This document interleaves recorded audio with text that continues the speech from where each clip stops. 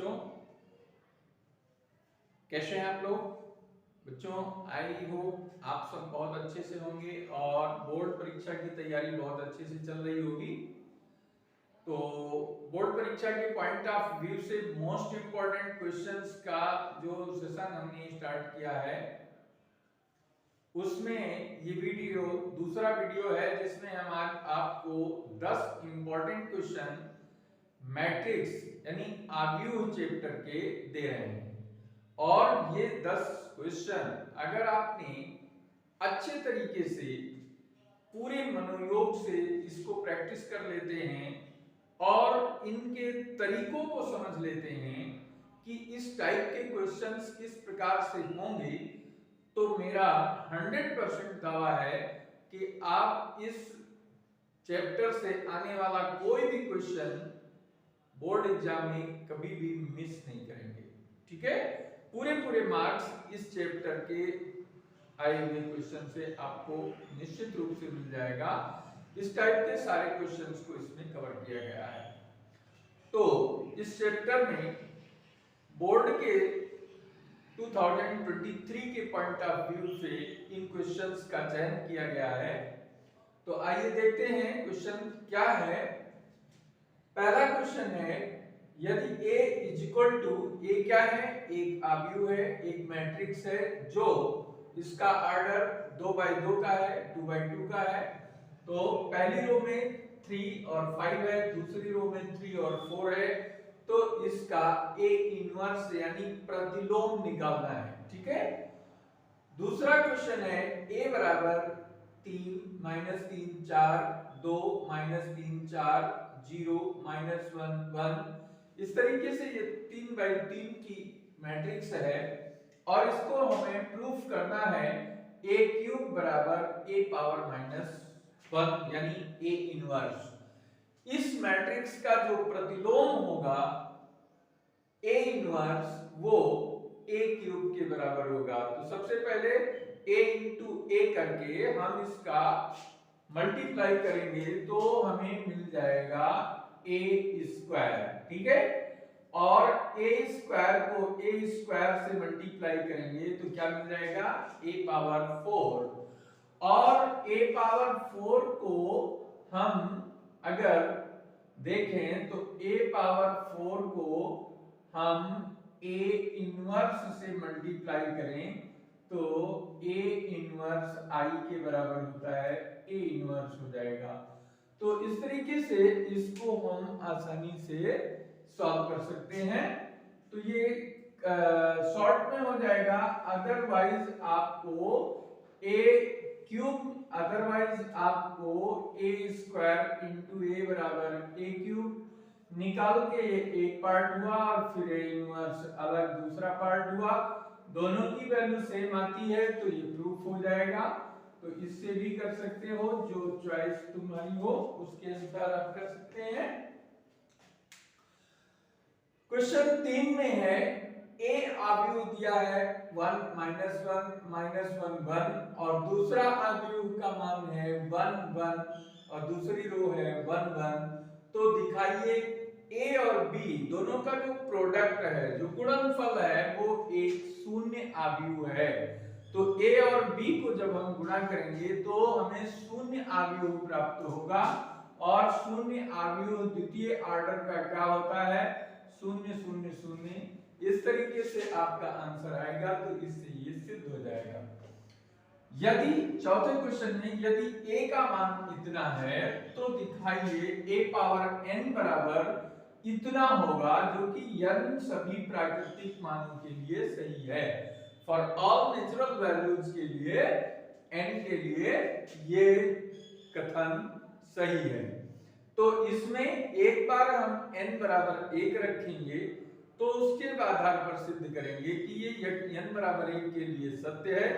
दोबारा हम इसमें n बराबर k लेकर रख करके और इसका स्टेटमेंट हम मान लेंगे कि n बराबर k के लिए ये कथन सही है।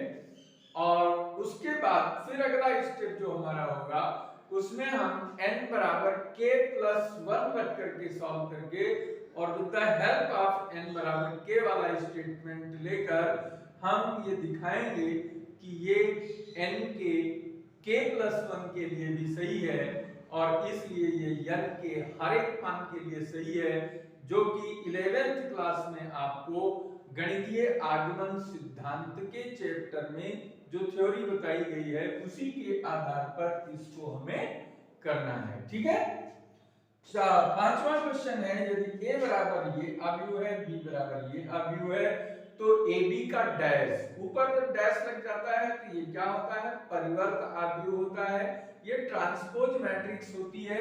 तो पहले a और b का गुणा करेंगे, गुणा करने के बाद जो गुणनफल आएगा उसका ट्रांसपोज करेंगे और उसको हम इक्वेशन 1 बना लेंगे, फिर b का ट्रांसपोज करेंगे और a का ट्रांसपोज करेंगे, फिर a डैश को b डैश से मल्टीप्लाई करेंगे। ठीक है, b dash into a dash find करेंगे तो दोनों रिजल्ट इक्वल आएंगे, इससे ये भी सिद्ध हो जाएगा।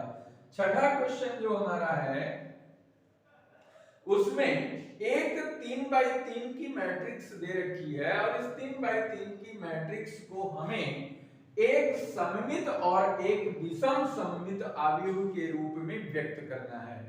विषम सममित और समसममित अवयव के रूप में व्यक्त करने के लिए आपको ये बताया गया है कि a plus a dash plus half a minus a dash, इस रूप में जब हम व्यक्त करते हैं तो ये जो है ये सममित अवयव बनता है और ये विषम सममित अवयव बनता है।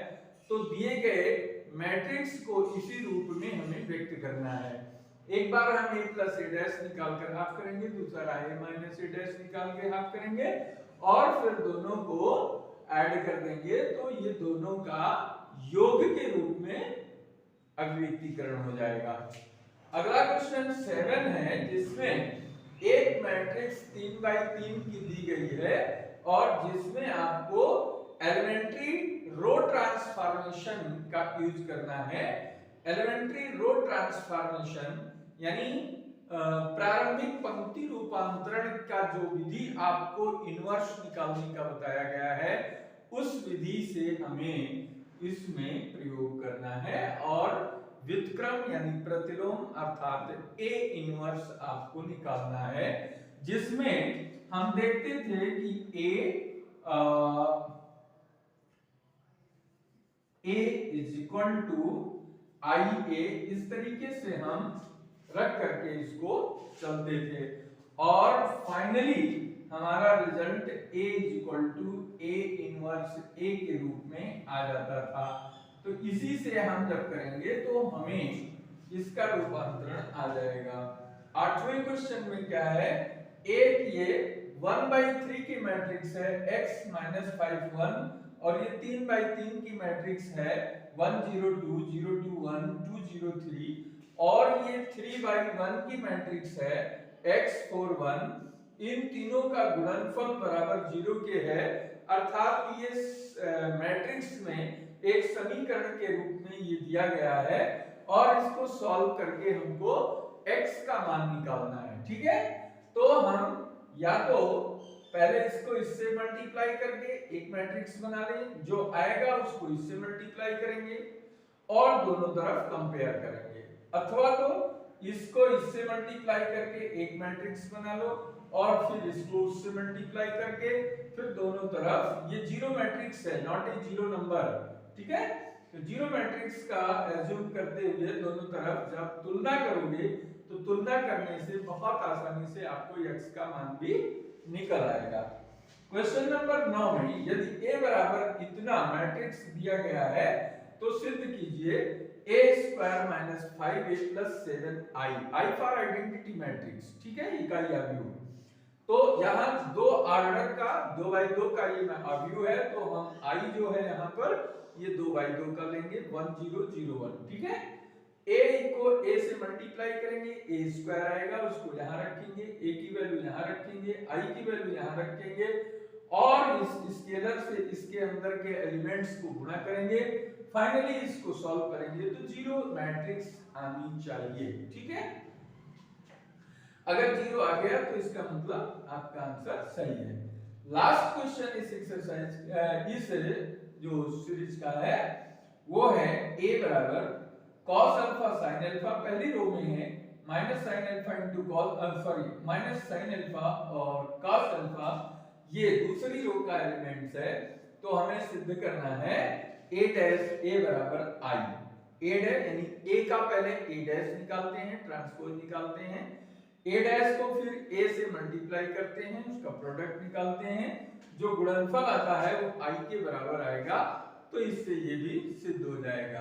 तो इस तरीके से जो बोर्ड में क्वेश्चन आते हैं, जिस पैटर्न के क्वेश्चन आते हैं, उनसे रिलेटेड इन क्वेश्चंस को हमने आपके जो है सामने इस वीडियो के माध्यम से प्रस्तुत किया है। तो इन प्रश्नों को अच्छे तरीके से आप इनको प्रैक्टिस करिए और समझ करके हर स्टेप को इस अंडरस्टैंडिंग के साथ जो है लगाइए।